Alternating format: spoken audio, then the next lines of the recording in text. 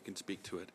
Over the course of the study, we've heard from many of the parents who've lost a child, the parents that you talked about, or have a child struggling with addiction.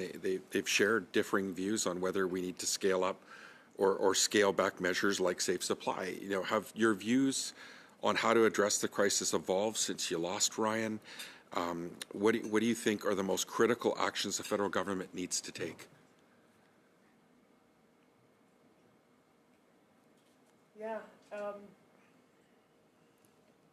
When you bring a child home from the hospital, you can't look at them with the thought that they're going to battle something that you're not going to be able to help them through. I heard Honourable Minister talk about her children having strep throat, and I understand that because my son had been sick as well. But when they move to use of substances that they battle, or other children have used substances as well, but they don't battle them. Gord asked the question really shortly again, quickly. So my view has completely changed.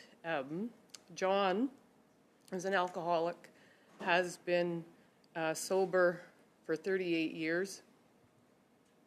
We talked openly about what substance use was like, and I was certain that our children were not going to follow that same hard path.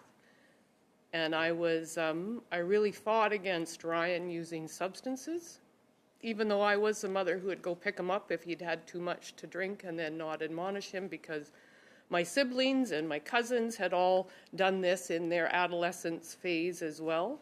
I now know that substance use, when it becomes chronic, is not a choice. The amount of people we met in both recovery facilities that Ryan had been to, the people talked about it might have been their 8th time there. Just the heartache that people had gone through. It's not a fault of the person, even though it feels like it when we put that judgment on them. I really wish we didn't use the word overdose, because it's not an overdose.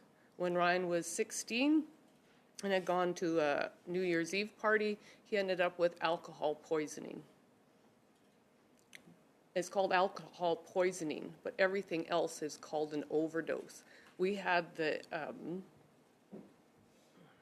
coroners change Ryan's death certificate to say that he died from toxicity due to substance. You can't call it an overdose because people are not ingesting what they think they are ingesting. The amount of toxicity in the drugs is so high and so inconsistent that users don't know what they're putting in their body.